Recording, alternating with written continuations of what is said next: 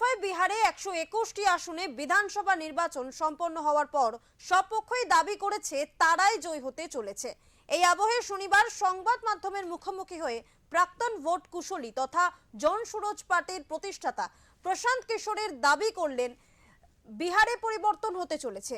উল্লেখ্য, গত 6 নভেম্বর প্রথম দফার নির্বাচনে রেকর্ড সংখ্যক ভোট পড়েছে। পিকের দাবি এই বিপুল ভোটাধিকার প্রয়োগ বিহারের সরকার পরিবর্তনের ইঙ্গিত দিচ্ছে। তিনি বলেছেন যে সাংবাদিক ও বিশেষজ্ঞরা দাবি করেছিলেন যে বিহারে কোনো পরিবর্তন হবে না, তাদের এখন জনগণের মেজাজ বোঝা উচিত।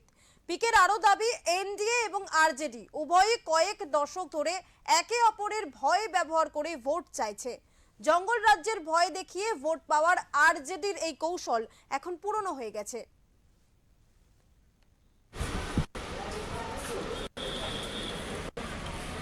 बदलाव देख रहे हैं और जितने स्वयंभू एनालिस्ट और पत्रकार एनालिस्ट हैं जो कि बता रहे थे कि उनको पता है कि बिहार में क्या होने जा रहा है, उनको जमीन पर आते हुए दिख रहे हैं, क्योंकि किसी ने ये नहीं बताया, किसी ने प्रेडिक्ट नहीं किया कि बिहार में देश के राजनीतिक इतिहास का मतलब बिहार के राजनीतिक इतिहास में सबसे ज़्यादा वोट होने जा रहा है।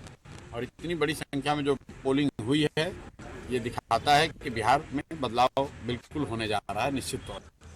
तो पीछे कई दशकों से जो एनडीए है, भाजपा है, नीतीश भाजपा है, ये लोग का सबसे बेहतर वोट लेने का तरीका रहा है कि लालू जी का डर दिखाओ, जंगल राज का डर दिखाओ और वोट ले लो, ताकि लोग ये कहें कि भाई काम हुआ ना हुआ हो, कम से कम जंगल राज तो वापस नहीं आना चाहिए।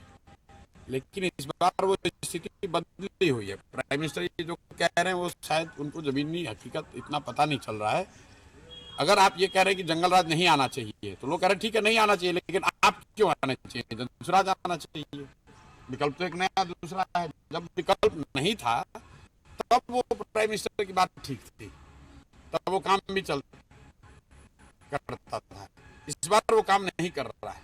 राहुल, आप देखिए कि जो प्रवासी मजदूर है, आप लोग तो गाँव देहात में आज जमीन पर पत्रकारिता कर रहे हैं, आप लोग जरा जाकर देख लीजिए कि प्रवासी मजदूर किसको वोट कर रहा है। कल तक तो एनडीए को वोट कर रहा था, वो तो मोदी कर रहा था, आज तो वो नहीं कर रहा है। वो तो बिहार में फैक्ट्री रोजगार चाह रहा है, और अमित शाह कह रहे हैं कि बिहार में तो फैक्ट्री के लिए जमीन है नहीं। तो इसका मतलब है कि आने वाले सालों में भी बिहार में फैक्ट्री नहीं लगेगा। अमित शाह ने खुद कह दिया, तो बिहार का युवा उनको क्यों वोट देगा।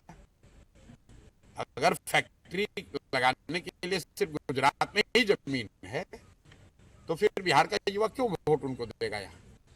और ये पूछिए आप लोग कि अगर फैक्ट्री के लिए जमीन नहीं है, तो जो बड़ा बड़ा सड़क सब बना है, जिसमें कि यहाँ के यहाँ पंजाब बंगाल को गुजरात से जोड़ रहे हैं, उस सड़क बनाने के लिए जमीन बिहार में कहाँ से मिला। तो आपको अपना सड़क बनाना है, नेशनल हाईवे बनाना है, तो बिहार में सड़क जमीन है, और बिहार के बच्चों के लिए फैक्ट्री बनाना है तो क्या